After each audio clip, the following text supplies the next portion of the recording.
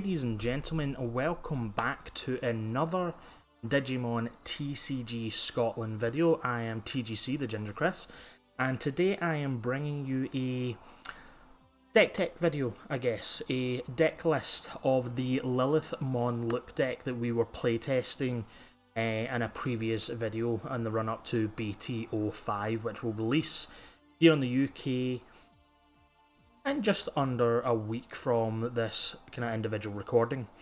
Now, as you would have seen on the video, the Lilithmon loop is a very kind of complex deck. There's a lot of kind of moving parts, and one of the things that I personally have been kind of struggling with this deck is kind of deciding exactly on the individual numbers for certain things in this deck. So what I'm going to show you today is the list that I'm currently sitting with. It's not going to be exactly the same list that was showcased in the video. There have been some tweaks since then. I'm still not fully comfortable with exactly all of the numbers that I'm running with, but hey ho, that is what testing is for. But first off, I thought I would give you at least my kind of current frame. This would obviously, if you're interested, allow you to take that away, make your own kind of personal tweaks. Because to be honest, we all have our own kind of preferences over kind of certain specifics when it comes to our own kind of decks here. But we're going to jump in and kind of take a look at this and see where we are sitting. So first off, I thought I would kind of start with the top end for the deck, because the top end really kind of showcases exactly what the deck is designed to do, and then we'll kind of cascade down towards the kind of the lower end here. So first off, we are starting with Lilith. So Lilith being incredibly important, it is basically how this deck functions.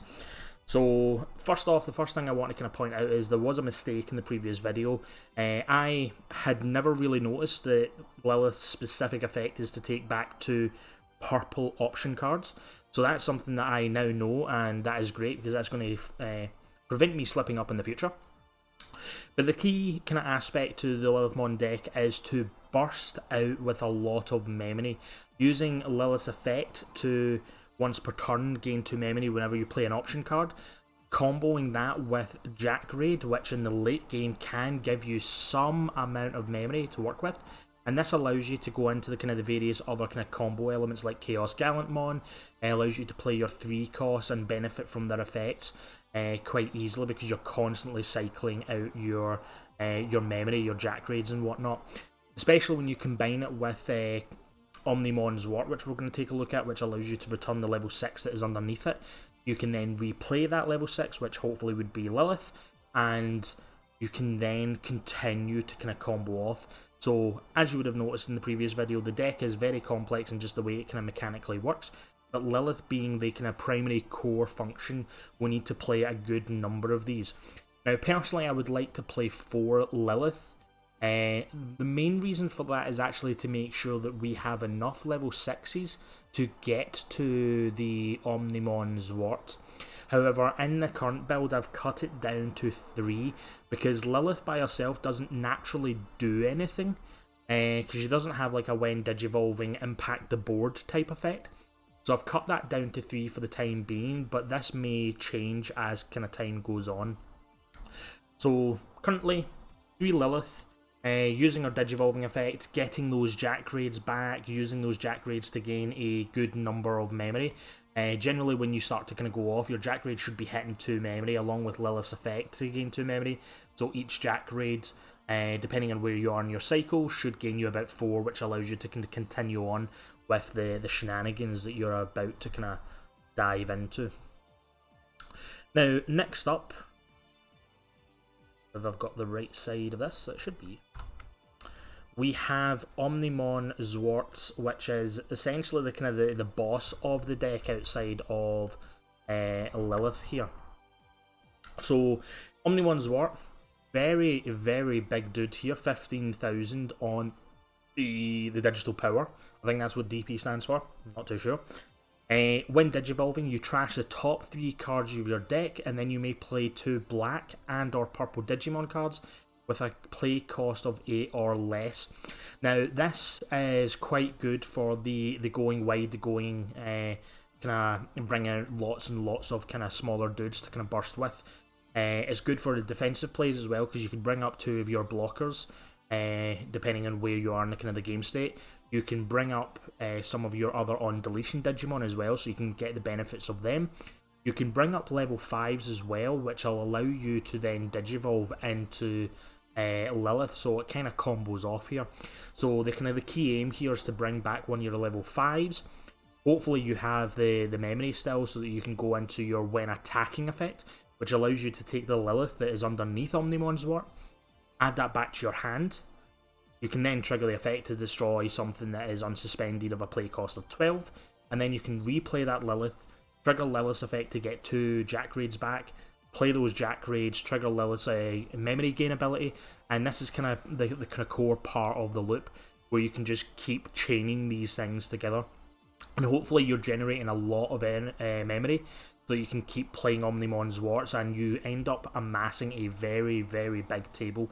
And if your opponent can't clear it all out, then they're probably just going to get completely swarmed as you decide to start swinging in the following turn afterwards. So Zwart being a key part of this deck, very core to the kind of the combo, very core to the kind of the killing factor of the deck. So playing 3 Omnimon, we don't want to play 4. 4 is far too many, but you want to at least have enough in the deck for you to get to it. So 3 is the kind of the nice niche number there that we'll be sticking with, and I probably won't change that up in any given kind of parts. Now the last is Chaos Gallantmon, another card coming out from the BT5 set. Very strong card, it works extremely well in this deck in regards to, again, going wide, bringing out lots of Digimon, getting a lot of available attackers. So the Digimon, the when Digivolving effect is you can delete one of your own Digimon to delete one of your opponent's level 5, which is good for a little bit of board control. And you also have your once per turn that when one of your Digimon is deleted, you can bring a level 3 back out, negating obviously its on play effects.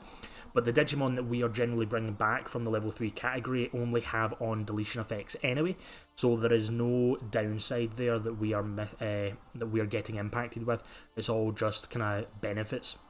Now, we want to combo this with things like Tapermon, that when we delete our own Tapermon, we get a draw effect and we can bring back the Tapermon. There is also the Geomon from this set that gains a memory on deletion, so this allows you to kind of offset the cost of Chaos Gallantmon, which is 4. Very tricky to work around, but we can deal with that, especially the fact that we are playing a memory-based deck here. So the Lilithmon and the Jack Raids allow us to kind of offset that 4 cost Digivolution there for Chaos Gallantmon. But again, he's another part of the overall kind of combo. He is extremely good and extremely strong. There is a current argument in deck building where I have considered playing Anubismon over Chaos Gallantmon to be more in the kind of the rush aspect. So Anubismon has a on your turn effect that all of your Digimon that get resurrected from your discard automatically gain rush for the turn. So that in conjunction with Omnimon Zwart is extremely powerful. The only downside is you tend not to have your Anubis plus your Omnimon Zwart happening at the same time. Chances are Zwart probably is going to be sitting on top of the Anubis, so it's kind of hard to say on whether we'll get those advantages, but it is an option to consider. I have seen some online builds that are cutting Lilith to 2, finding an extra card slot and playing 2 Anubis, so it plays 2 Lilith, 2 Chaos, 2 Anubis and 3 Omnimon, which seems interesting. I probably will give it a go, but it is another option to consider. Yeah, Chaos Gallantmon, definitely want these boys. Big, bad, and pretty good overall. So that's our level 6s and level 7s. There is only 5 level 6s, and that's the bit that I'm kind of very conscious of. I would like to be playing another level 6, but again, deck space is very, very tight in this. This deck kind of goes a little against the standardised numbers for your level 3s, your level 4s, your level 5s and whatnot, and pushes that. And I think that might be where the awkwardness of this deck is. But there is a lot of draw factor in this deck as well that hopefully overcompensate from the lack of 3 drops and the lack of 4 drops, for example, and we'll take a look at that. Now, jumping over into our level 5 slots. So, first off, we have Lady Digimon, absolutely fantastic card in the purple colour. So when digivolving, we are drawing essentially 3 cards here and trashing 2 cards. So that allows us to dig through the deck very quickly, allows us to fill up our bin with things like Jack Raid that Lilith can get back. It even obviously pays into Jack Raid, because Jack Raid is all about how many cards you have in your trash. Allows us to fill our trash so that things like Omnimon Zwart can bring stuff back. But in addition, the inheritable is actually very, very important. There is a lot of memory blockers in the format that all sit within the level 3 Digimon slot. So the passive to Lady Digimon allows us to get rid of that. The inheritable allows us to get rid of those or get around those Digimon. So that's quite beneficial. And you would have seen from the video, there was also, I think it's the Suyokomon, I think. I'll check that a little later on in the name. But it was the blue Digimon that prevented me from reducing the cost of Digimon, so that kind of interrupts the way this deck works. But with the inheritable here, it allows us to kind of get around that. Now, again, Lady Digimon is another one of those cards that I would love to play 4 of, but we just do not have the space currently, at least in this build. But you never know, I may find tweaks, I may find kind of the room for it. But 3 Lady Digimon minimum. It fuels our draw engine, it fuels our trash engine, and it gives us a very strong effect to kind of work with here. We then are bringing in a new card from BT5, which is the Black War Grillmon, and this card is absolutely strong, especially in this deck. So first off, we have the main Digiburst 3. So it allows us to trash 3 cards from the Digivolution stack, and then we can resurrect a level 3. And as we mentioned kind of earlier on, we have things like Guilmon that allows us to gain memory on deletion. We have things like Tapermon on deletion, we can draw a card. So it allows us to bring these cards back up, and combining those with Chaos Gallantmon, for example, we just gain advantage. It just allows us to fuel. The other benefit to this card is the inheritable as well, so we can delete one of our Digimon to unsuspend this Digimon. So what we're essentially hoping to do there is that when we're in Omnimon Zwart, we can delete, say, a Guilmon, trigger the Guilmon's effect to gain memory, unsuspend the Omnimon Zwart, and get a secondary attack. Now this will also combo in with one of the Tamer cards that we are working with later down the line, which will increase our security attack as well. So this improves the potency of Omnimon Zwart's actual attacking potential. So it's a very strong card. Again, it's one of those cards that I would really love to have at 3, but we just do not have the space, especially when you're trying to balance Lady Digimon and Black War Grillmon in here. So I've gone with a kind of nice even 3 and 3 for this.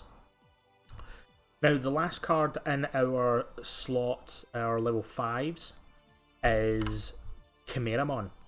Now, Chimeramon is awkwardly a pretty bad card to work with overall. You don't want to ever really be playing this out for its play cost of 7.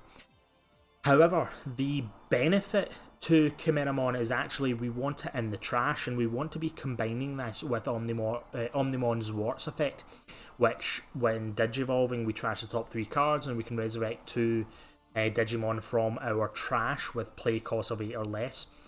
This allows us to bring up Chimeramon, which then allows us to trigger the on-play effect, because Omnimon Zwart does not negate the on-play effects of these Digimon that are getting resurrected.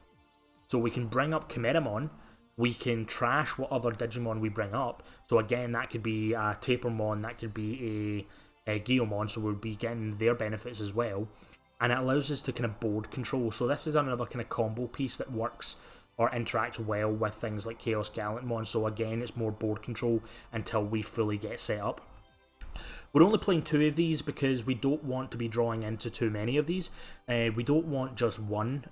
One's a little inconsistent at that point, so we keep it at 2, don't go any further above this. If we found that these aren't playtesting well in the long run, then that might give us our Blackboard Growlmon and our Lady Devimon spaces, but I very much doubt it. These cards are very clutch, they're very strong, and they do give us that kind of board control. It's horrible to play it and on the kind of the 7 cost memory play. But you never know, you might need to do it. It might be your kind of your swing turn and you might have the memory, you might be lucky enough just depending on how the board state goes. But again, just one of those things. We have 2 copies, works well with our combos, and just kind of supports the overall game plan. Now we're going into our level 4s here. So the level 4 lineup is very standard, to be honest. Nothing exciting going on here. We are primarily playing a lot of the blockers in this scenario. So you've got your Devimon blockers, 1 cost Digivolution. You have your Viomon blockers, 2 cost, but they cost a little less on the hard play cast. So we're currently playing a 3 Viomon with 4 Devimon, with the last of our level 4s being 3 Meramons, just because they are, again, 1 cost Digivolutions, very good for the early game, but the level 4 lineup is very kind of standard, nothing too exciting going on. We would like a additional card slot here so that we can have 11 level 4s, but as I've said, the deck is very tight, it is very restrictive on our numbering here. Is okay with its current numbers, but again, just a little bit, it would be nice to push a little more out of it. But we shall see how that kind of goes.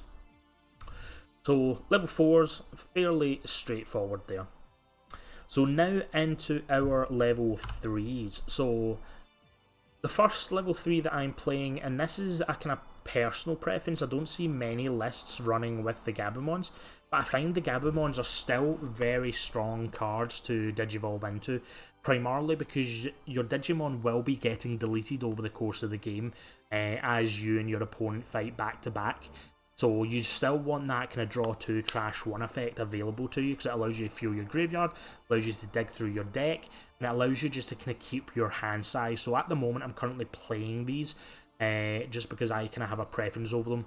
You yourself might not, you might want to kind of dump these and swap in for more of the on deletion effects, which is fair enough, not against that, fully support that idea, but this is something that I'm kind of play testing with for the time being. So nothing too exciting from the Gabumon. We are then playing 2 copies of Gazimon. So Gazimon being very important in the upcoming format. Memory is very, very powerful in this, especially in the potential mirror match. If your playgroup, someone does end up playing this, things like Gazimon, the Terriermon, the memory blockers are very good. So we're currently playing 2 of these. We can resurrect these through the various effects like Blackboard Growlmon, Chaos Gallantmon, and our Omnimon Zwart. So only having 2 is fair.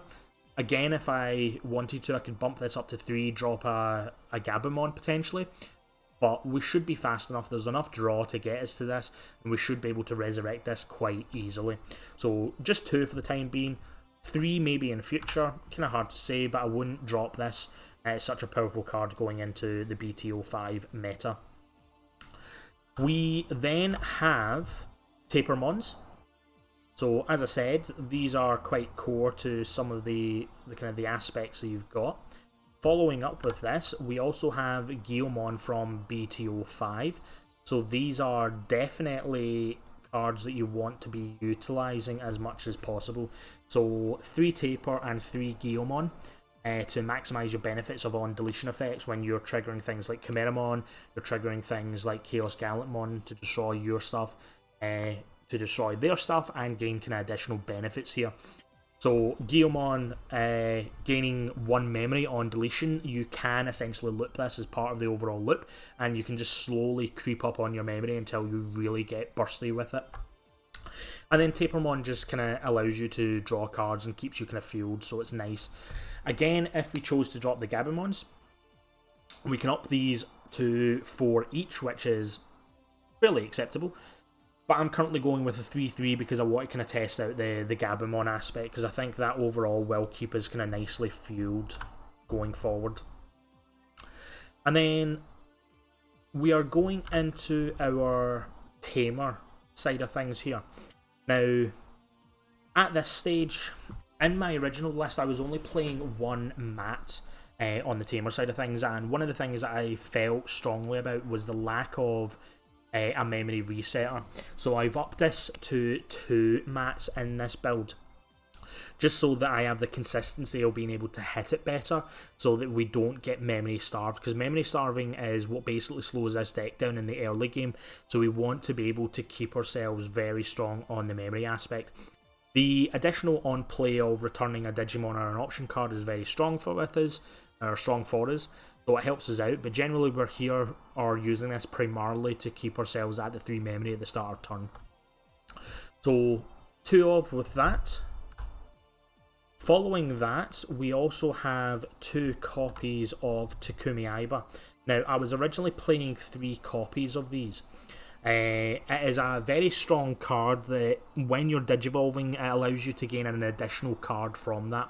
So it is very good for fueling, keeping our hand up and constantly digging through the deck. The other benefit to this is also it's a 2-cost play as well.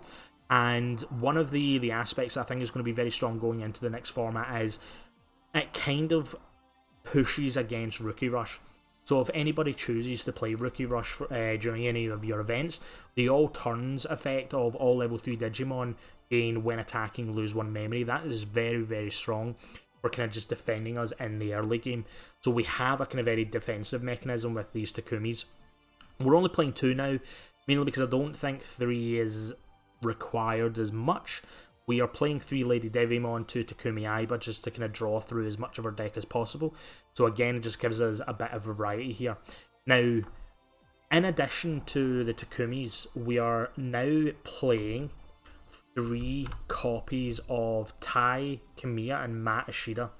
Originally, we were playing only 1 of these, but in my kind of thought process, one of the things that I realised was that when it comes to the back and forth fight between you and your opponent, this card can be very clutch in regaining board state, because if your opponent takes over the board and has a level 6 Digimon in play, that gaining 2 memory is very, very strong, especially if you've already got yourself a memory resetter in the Mat Ishida, going up to 5 memory at the beginning. If you have multiples of these out, you can gain a lot of memory, and it allows you to catch up and get back into the board state very quickly. However, not only that, we have the your turn, your Omnimon gains security attack +1, and this is part of the killing factor of the deck. Our Omnimon Zwarts, in combination with, say, the Black War Growlmon, if we have one of these out, Omnimon Zwart will swing, is dealing 2 damage due to the security attack +1.